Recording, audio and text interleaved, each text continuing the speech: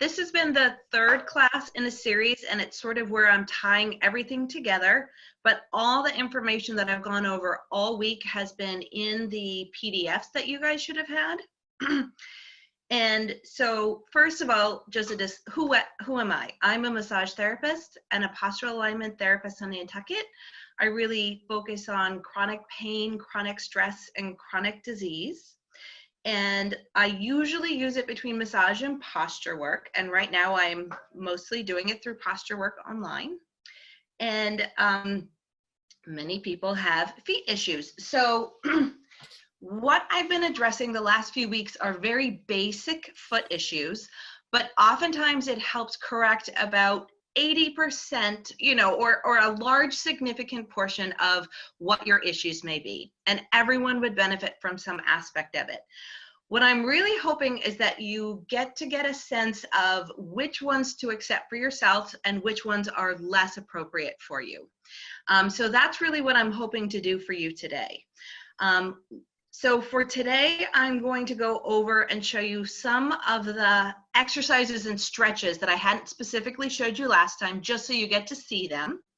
I'm going to go over a routine for myself so that you can see how I would put it together, perhaps for me and my body. And then you guys can present what your issues might be and how we might adjust it for you specifically. Because some people have more of an issue with stability, which might look like a flat foot, or it might look like poor balance, or it might look like some other issues, and how that might tie into your body better versus someone that was didn't have enough mobility, and maybe they have a very rigid, high arched foot, and issues that might go along with that. And really, feet are the basement of our body, so it's a really great initial start. And I'm going to have two cameras, so hopefully you will either see my full body in this one, or my one on the side is where you'll be able to see my foot exercises a little bit more specifically. So in theory, and if you lose me, someone just like wave your hands or something. But in theory, most people have an issue where the muscles on the back of our foot are too tight, or the muscles on the back of our body, our entire body, our calves, our hamstrings, are too tight. We've put our feet in shoes, which have created these blocks of our feet to create these blocks where our bones and our muscles and our feet don't separate well enough. And then we underuse our glute muscles. So we're just using all these things wrong. So most of the theory that would correct a lot of people's issues come from stretching your back line or your calves to get your foot and your foot muscles to work better, which is your toes, to get your bones to separate a little bit, which could be used with some balls or stretching your feet and things like that. And then to align your body better on top of each other. So you have a stable basement, but the first floor, the second floor, and the third floor are all stacked ideally on top of each other. So I'm going to go over initially. So pretty much what I described is, if you look at the PDF that you had, this protocol exercises for the feet are really about the theory behind why we would address this tight back line and underused foot muscles. So it would typically start with release of the tight tissues with ball foam rollers and, on calves or shins. You stretch the extrinsic calf muscles, the tight back line, including hamstrings or back. And then you would want to strengthen the toes, which include spreading the toes, lifting the toes, and an exercise short foot, which I taught last week, but I'll show again today, and then work on body alignment.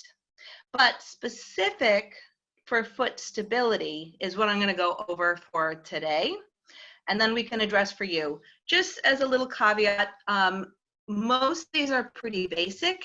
There's different reasons why different people would do each one, but if you are unsure, this is mostly for informational purposes. If you have questions about whether these would be appropriate for you, please talk to your doctor. And if you guys have questions, you're welcome to contact me also. I have a couple of emails that have been involved in this. I mean, that you've gotten in the different things, and I check some of them more frequently than others, but you can also find me on Facebook. So for right now, I'm going to go over the specific exercises for foot stability, which is right below it. And you guys can see me do sort of a routine that one might do to address the tight back line, the underused foot muscles, and then alignment for the body. Then I can go over a few of the alternate exercises. I'm not going to go over every one in my little routine, just so you can see what a routine might look like. And then we can address some of your specific questions that you guys might have. Sound okay?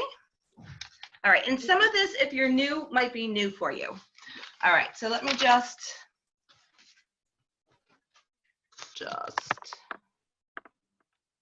okay. And again, if someone loses me, just sort of yell or do your hands. Okay. So initially, I'm going to start on the half foam roller, which is a Katie Bowman's. Now this is really great. Most people who go, and I'm going to place my foot on the half foam roller, and I'm going to bring this leg as forward as I cannot bounce. So hopefully you can see me. Yeah, I think you can see me on the side. So what this is doing is I'm actually stretching my calf, but I'm getting a sense when I see how far my back line is from my front leg, how big a stride I can take. And I'm probably going to hold this for a minute. And this is probably a little far for me, so this is more appropriate right here. And this is going to not only stretch my calf, but it's going to remind me how big a step I can take when I go walking today. One of the things is if I don't have enough room in this back line, I'm going to hinge at the hips, take a bigger stride length, but then I'm going to be walking through the balls of my feet as opposed to through my heels. So I would typically do one foot,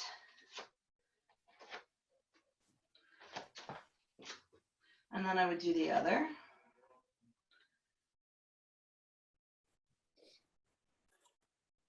And these are the stretches.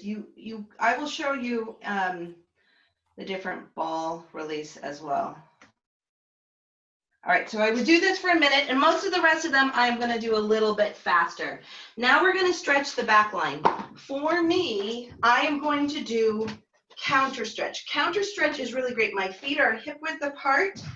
They are underneath me, forward. Okay, I'm going to keep a little bit of an arch in my back. I don't want to let my pelvis roll posteriorly. I want to keep this arch in my back. I'm going to put my hands up on the wall, and I'm going to sink back so I feel a really nice stretch into my back line. And this, I feel the stretch in my calves and my hamstrings, but it also can be good for the upper back. Okay, so now I'm going to come down on the floor, and I'm going to do a little bit of a hamstring stretch into an IT band stretch. So, okay, so here's the hamstring stretch, okay?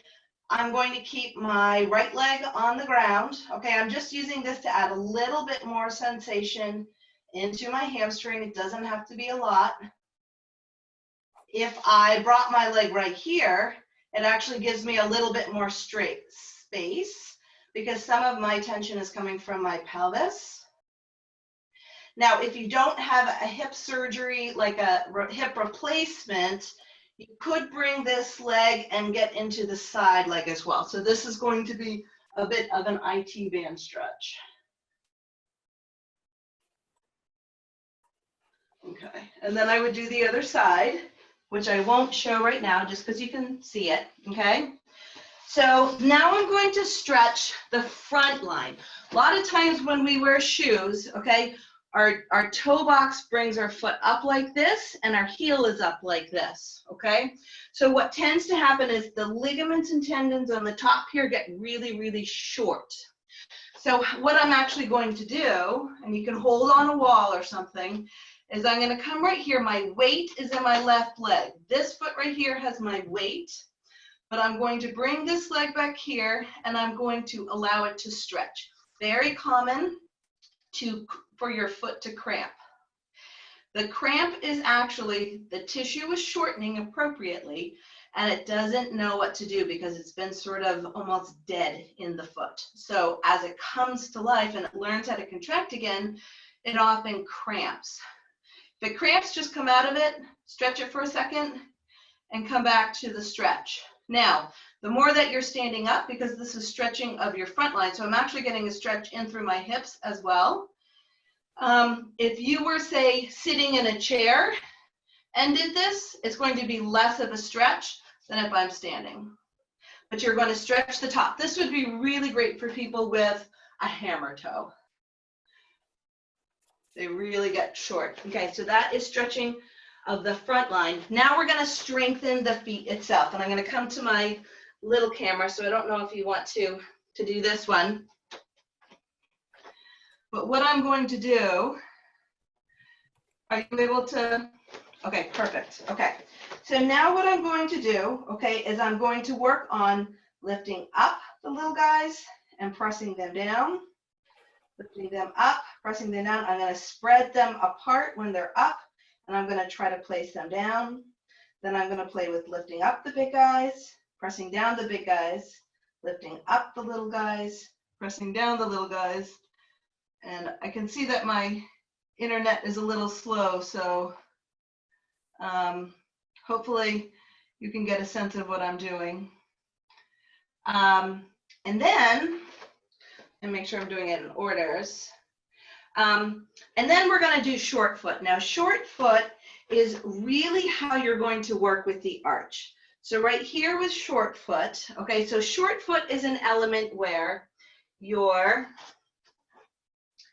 have the underneath your big toe, underneath your little toe, and through your ankle is making contact with the ground. When you are right here, okay, if you watch, this whole line right here is going to get shorter.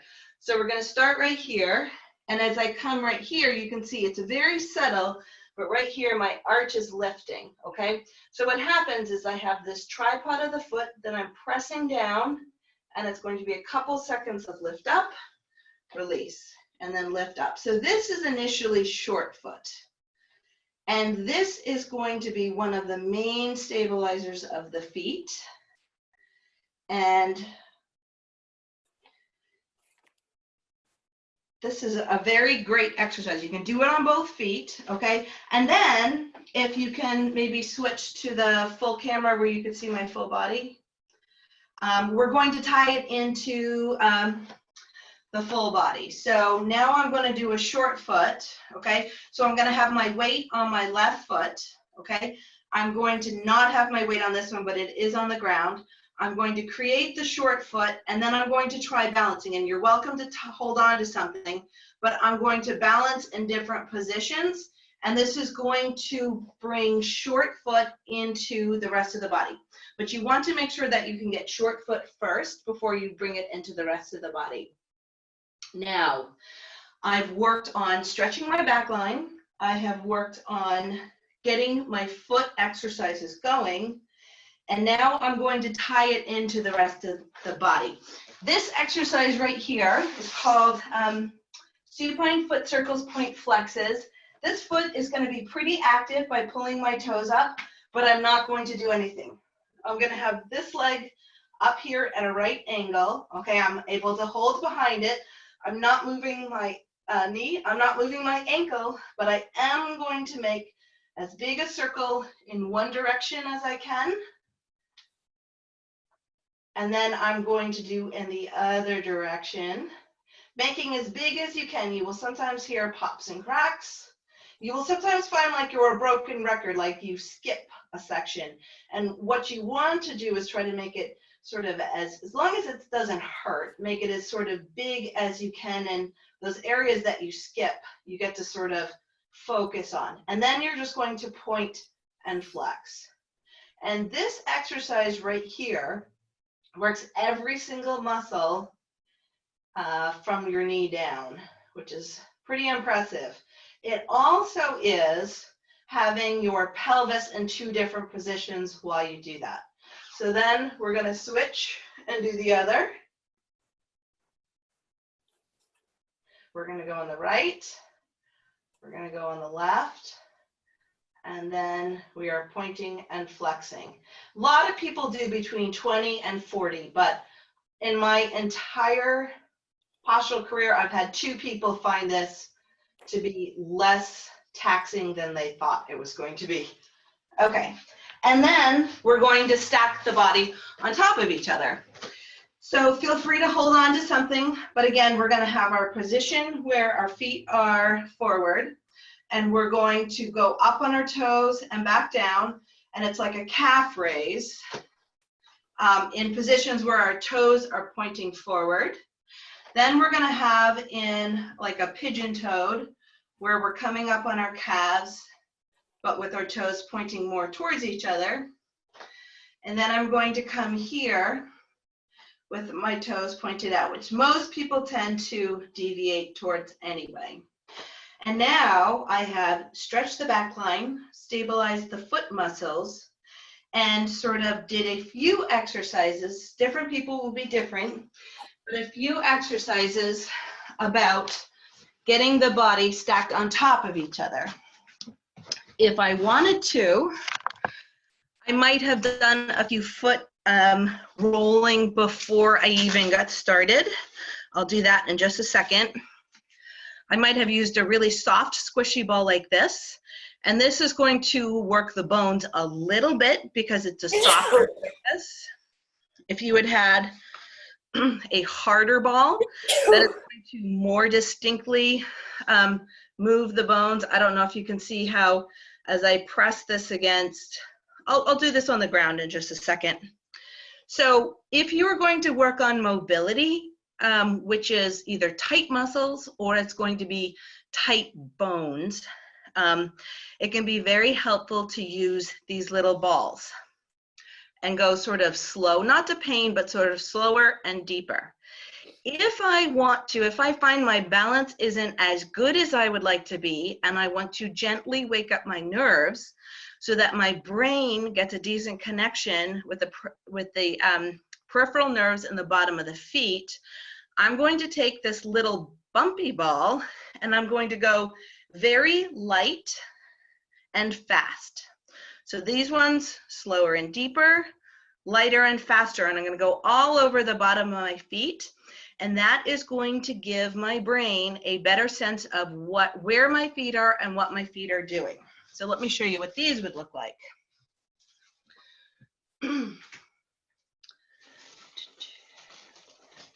All right, so if I come here to this little guy, can you see? Okay. So what this one might look like would look like this. And you can have a chair next to you. You always want to make sure that you are being, and my speed is not great because of my camera, but it's very, very fast and light. And this is my bumpy ball because that is going to help my brain feel my ball. It's Pacinian corpuscles. Okay, but say I wanted to have the squishy ball, okay? The squishy ball, I'm gonna go, you can go a little bit fast with this one, but I'm going to kind of smush in. I might go right to left and sort of shear the tissue a little bit and work all the way up under the balls of my feet. You can work up under the toes, but it's a little trickier. So I'm shearing either left to right or I'm going front to back. And my weight is still on my other leg. My weight is not primarily on that one, okay? What a harder ball is going to have a firmer surface, okay? With a lot of people, particularly if you have nerve pain in your foot, I do not recommend using a harder ball. But I don't know if you can see this as I press on it, particularly as I get up to my knuckle, you will see how I'm kind of separating. Let me see if I go this way. You can almost see how, as I go underneath this, my bones, which have been maybe stuck in shoes, are now having a little bit more space to separate. And then The smaller hard ball, it's not quite as big a surface, but it's going to be a more intense point. But say my knuckles of my feet are going to feel it more distinctly. Okay, and of course you can use bigger balls also. All right, so now let me quick show you a couple of the other exercises. Can you guys hear me? Yes. Okay, can you switch to the, okay, actually, what I'm gonna do right now is I'm gonna show you what a couple of the other exercises might look like. I think the one I didn't show you is wall sit. So let me show you what wall sit looks like, and then let's talk about how you guys might apply this to you. So wall sit is a backline exercise, and I'm going to sit up against the wall. I'm going to bring my toes up, okay, and I'm just going to lie here. Now, if you don't have any tension in your hamstrings or back line, this might be easy for you, but surprisingly, most people have difficulty doing this exercise. So this is stretching right here, but my upper back is actually having to work a little bit to push up against the wall. You don't have to do a lot of tension, but you don't want to be slumped over. Most of us spend all day working on our computer slumped over like this. And we have our hamstrings shortened, and then we have our upper back slumped over. So this is forcing my upper back to work up against the wall and for my back line to stretch a little bit. So this is wall sit. All right, so any questions about what I did for myself or what you might do for yourself? All right, so if you were sitting in a chair, this chair is a little high, but if I put it the other way, it's a little low. Well, let me just try this. Okay, so I'm sitting in a chair, okay? My feet are here. My feet are here. And absolutely, I'm gonna check my alignment a little bit. So instead of my feet being out like this, I'm gonna have my feet forward. I'm going to work on all the exercise muscles that you might have, okay? Short foot's gonna be a little tricky. You can still do an element though of engaging short foot. You could have your balls and you could be rolling around on them, okay? If you were going to stretch the top of your foot, you might want to be in a higher chair like a bar stool, okay? So in a bar stool, I'm now going to be in a higher chair. I'm stable, but I'm able to stretch this foot, okay? So my weight is still more in this leg, and this leg is stretching right here. So there's an awful lot of things that you can do. And then I would recommend at some point though, holding on to something if you were doing it, and just working on elements of doing them also while standing. Once you really get to do it in a sitting position, because most of us spend time walking around and people don't want to fall, it is good to tie them into everyday activities that will keep you from being able to fall. The best things that are going to be able to keep you from falling as you get older, and I don't even know who's talking, so I don't know how old anyone is how well you can feel the bottom of the foot. That is going to be tied into the bumpy balls, nurturing the nerves, you getting your muscles to be stronger. So if you're not stable standing up, it's great to start by sitting down, and then creating a strong muscle on top of it, you know. I also recommend different things like getting down to the ground and getting up, because sometimes people lose the overall muscles that go along with it as well. Like the motor muscles, not just the little tiny nerves that have lost stuff. More questions? Thank you very much. Yeah. I have a question. Yes. I had a problem starting with my foot. I can trace it down to like the knuckle of my second toe. Mm-hmm. It's been pretty swollen since the start, maybe like 2 months now. I think I aggravated it with some old shoes or something. And I've been icing and elevating, and I don't know if I should use a ball or not to stimulate the nerves or what I should do. I'm actually having a doctor's appointment later today, but just thought I'd throw that out there. So I'm going to say initially not to use the hard ball on that, okay? So in our first class that you weren't at, we would talk about why certain areas might have been stimulated, okay? So if you were, I'm imagining you're talking about this joint right here if you were talking about your foot, correct? Yeah, mainly, it feels mainly swollen on the bottom of that joint. Yes, okay. So in gait, my guess is, okay, that where the initial issue was is you've overstimulated that joint, okay, as opposed to primarily either your big joint or all your joints, okay? So most likely somewhere in gait, okay, you are not engaging your big toe, but you are in weight landing and you're only landing in that one spot. You know, instead of in gait, you're really supposed to land on your heels, come down with a little bit more pronation, but then you're supposed to actually you come down in supination, then you come down in pronation and you push off.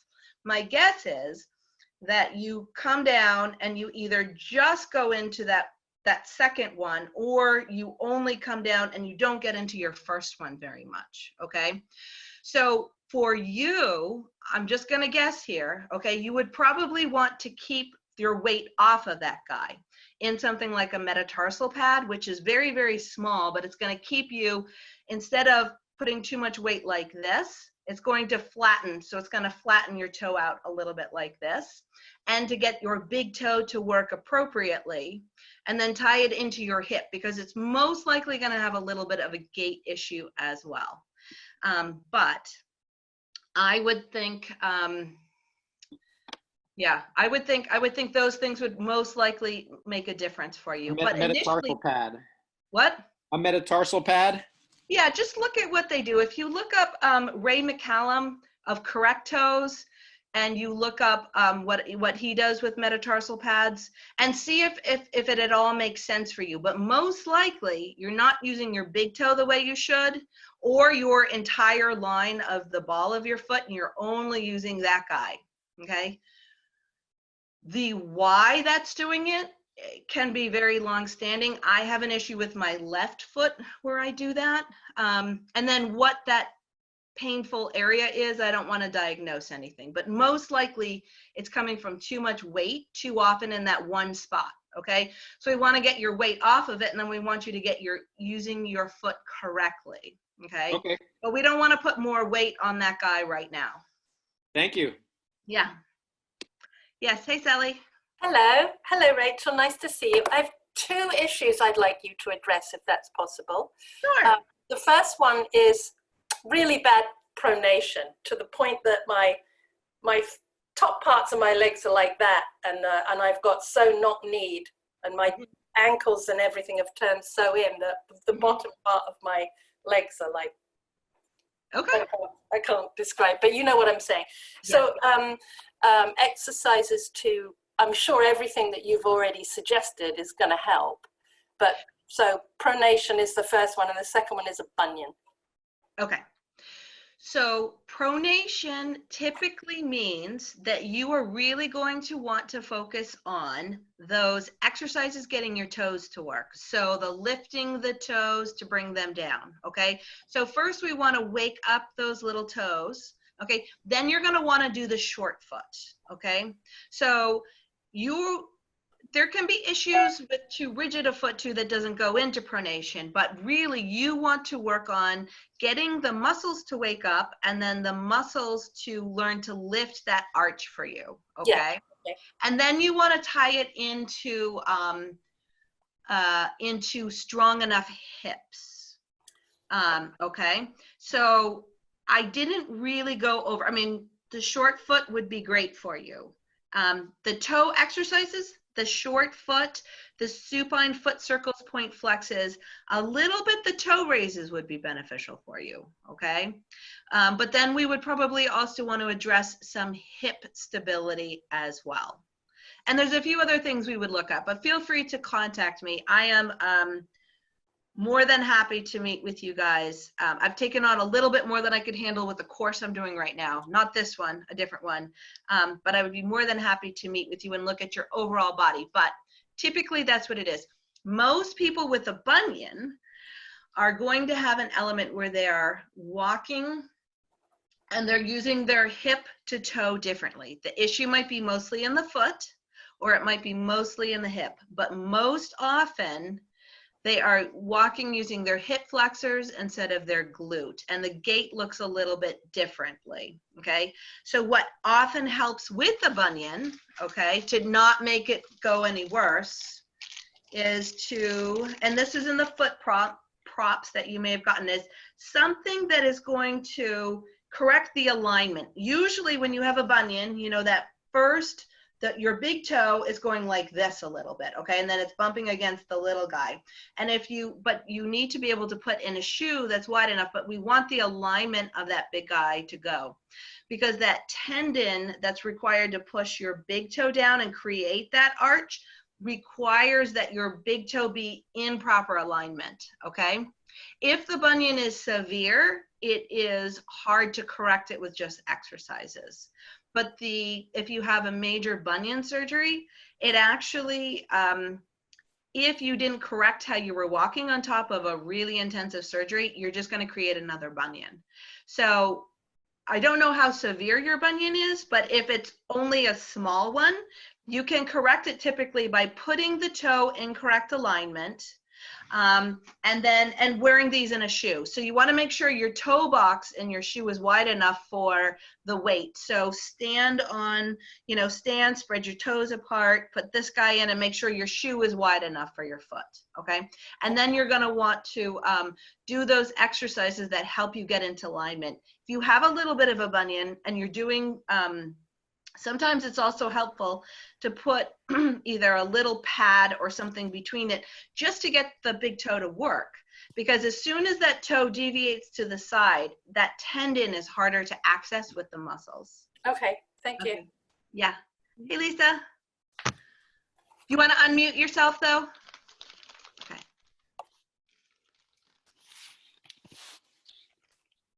You're still not unmuted. Oh, sorry. There we go. No, you muted it. Lisa, hold on 1 second. What's that? You're good. Okay, I think you can talk now. Okay. Yes? Okay. I have a bunion too, but I think it's all related to the arthritis in my foot. And then my other foot, I sprained my ankle 4 months ago, and it's still bothering me, but that's a whole other issue. But at any rate, what is that you have on your hand? That you, oh, it's called Zen Toes. Oh. So there are many things out there. If you look it up, I get them from Amazon.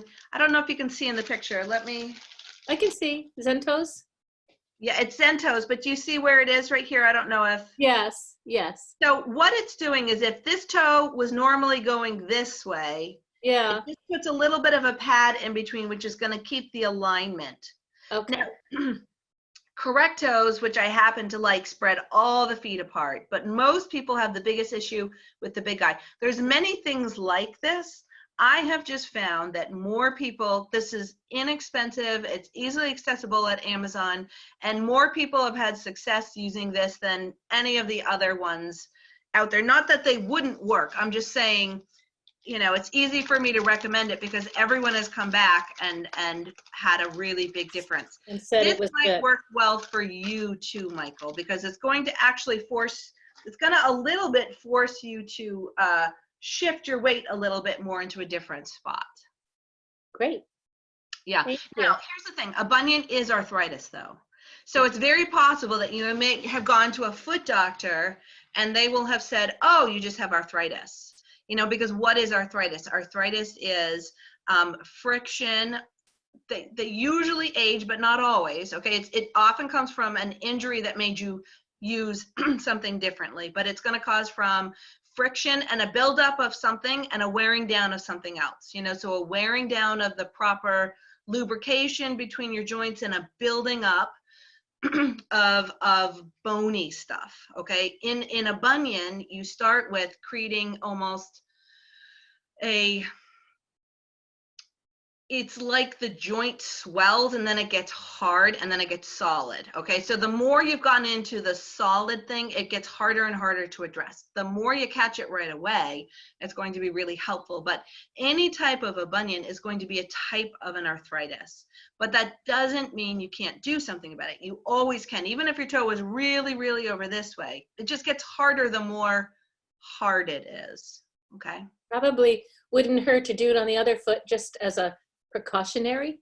Absolutely, but feel free to contact me as well. With, yeah, you would probably do it with both feet, but I've had multiple, so I had someone shortly before the pandemic when I had to stop working, and she came in and she had gone to her orthopedic guy, and he had said, oh, you know, you have, it's just arthritis, you know, it's not going to be better. And I said, well, it's arthritis, but yes, you can address it. Right now, you're putting too much weight on that one spot. You know, for her, it was actually her big toe. So I just gave her the Zen Toes, whatever the orthopedic guy, who was fine, but he just, you know, he was saying you just need a medication for it, you know, but he didn't change how she was walking or how she was placing her weight on it. And he was Interesting. anti-inflammatory. It is what it is, right? But I gave her the Zen Toes to try, and she came back in and she said, that worked. That was perfect. I have no more foot pain. I'll never go without the Zen Toes again. Now, what the Zen Toes did was correct the alignment of her big toe and shift how she placed her weight, okay? Sometimes people have to ease into how they shift their weight because they're really used to something, and it's going to change how you work your hips, ironically. So suddenly you might feel like you're feeling your hips engaged more than you used to. And you might feel like in a workout, you know, you got your hips worked out, but it's always good to get down to the why of something.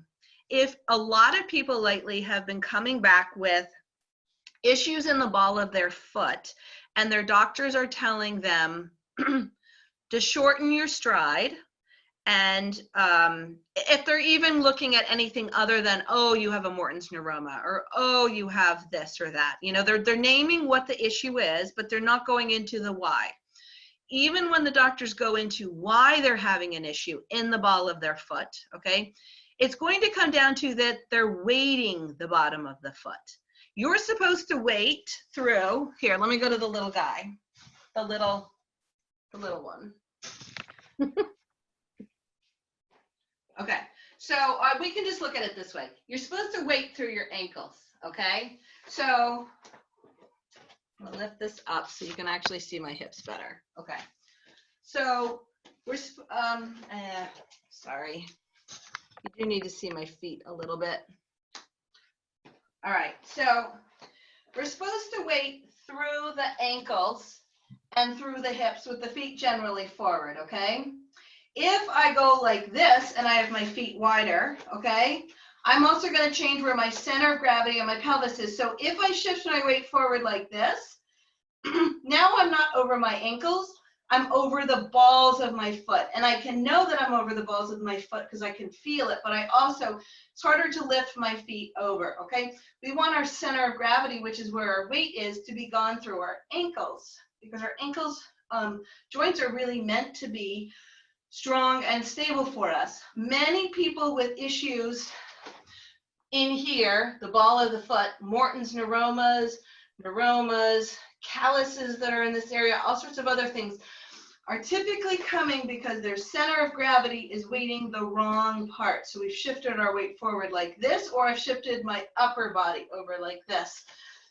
And suddenly we are not using, we're not weighting the proper part of our foot. So our ball of our foot and our tissue, our plantar tissue, is meant to be reactionary and to be very quick and light and to have this fascia load that kind of is springy. If you think of like a kangaroo, when they kind of like go down and they spring up and they spring up, that's what our foot is supposed to do. And if we're loading the wrong part that's not meant to be loaded, it will create issues. Okay. Forget where I was going with that. So, but that is a big issue that people have. So, oh, I know what it was. If you come back and you've gone to the doctor and you're loading and you're having an issue like perhaps Mike the joint right here that is swollen, okay, or that the joint that is sore, okay. You are most likely loading on that foot too far forward too often, okay. You're also most likely not loading the whole thing. You're just loading that one guy, okay. Yeah. And it's actually most important to load your big toe. It is also good to load the rest of them. It's not good to just load the big one. With the bunion, let me show you a little bit of how that walk typically looks. With the bunion, okay, so in theory, one is supposed to walk with like a heel and then a push off with the glute, okay? But sometimes what I might do is I might have more of a shift like this. So my foot isn't doing this, but my body is going along with it. I'm going to come here, and instead of pushing off with my big toe like this, in gait like this, okay, I might push, and I'm shifting my body like this. It's like it's more like how an ice skater or a rollerblader would shift off to the side like this, as opposed to forward and backward. And that often is the gait associated with creating bunions. It's more hip flexor than glute engagement, typically. Thank you. Yeah, any other questions? Yes. I did have a podiatrist tell me that I should shorten my stride. Yes. Now, you showed how to measure our stride, but I have really no idea how to shorten it because I don't think about walking that much. Okay. So I also should have prefaced that so often the doctors are saying to shorten your stride, and I forgot to go where that was. Okay. So the test of the stride is how you can increase it as well. So when you have this guy, the half foam roller is helpful, but you might even want to start with something softer than the half foam roller, okay? So now I'm on the half foam roller, okay? I am testing out what my stride length should be, okay? And how you really do it is I'm here on the stride. I should have my ankle straight down and my center of gravity, my hip, okay, should be over my ankle, okay? And I'm going to see how far forward I can bring it in. Now, do you see how I'm bouncing a little bit? I'm a little tight today, and I need to come back. So now I'm now center of gravity is over that ankle. I still have a stretch in my calf, but it's not about the stretch as much as it's about also awareness of how far forward my other foot is. So now I know that this is how far forward I can come of my other leg to have the proper stride. Now, the more that you spend time stretching this, and you might even want to start with rolled towels instead of the foam roller. The foam roller is a little, it's a more intense stretch, okay? So then as you create more length in this stretch leg, I can bring my leg more and more forward.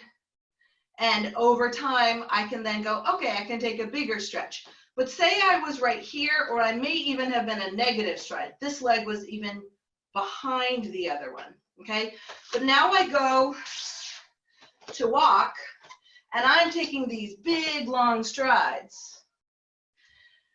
I don't have the space in that back line to be able to do it. So what I'm actually going to do with my hips to create that space in the back line, okay, is instead of being upright, to create more space, I'm going to shift them forward in my hips. I'm going to be straining my back. I'm going to be shortening my hip flexors, but now I can take a really big, long stride, which is now loading the front of my foot instead of in through my legs. So that half stretch, the calf stretch on the half foam roller or on a roll towel is a great way to decide how big a step forward I should take, but it's also a great way to increase your length so that you can continue to load the right part of your foot and take a little bit wider, longer of a stance. So if you had a short, if you had a very short stride length that you were supposed to take, instead of taking big strides, you can still walk fast, but you're going to want to keep them smaller. Yep. Okay, as opposed to, and then as you created more space. So now say you were doing the half arm roller and you're like, oh, well now I can get my foot this far forward. Well then, when you're doing it, you know, make your stride longer between them. You can still get pretty good exercise by moving. If you're looking for cardio exercise to do more frequent, you know, faster but shorter, that's appropriate for you. And the more that you're actually upright and working in the correct stride length, you're actually going to get more glute engagement, which is going to be more cardio.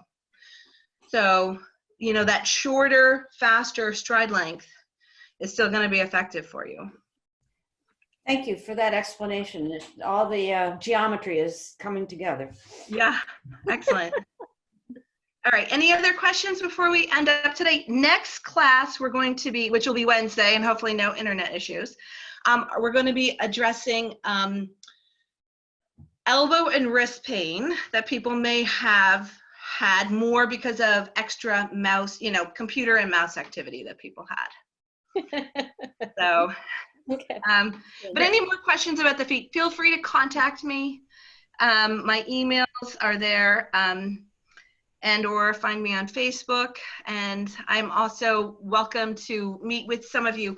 This is very general information that I've given. I've tried to make it so that you guys get a concept of understanding where it might relate to you, but feel free to contact me too if you have questions. Thank you, Rachel. All right. Thank you very Bye. much. Bye. Thank you.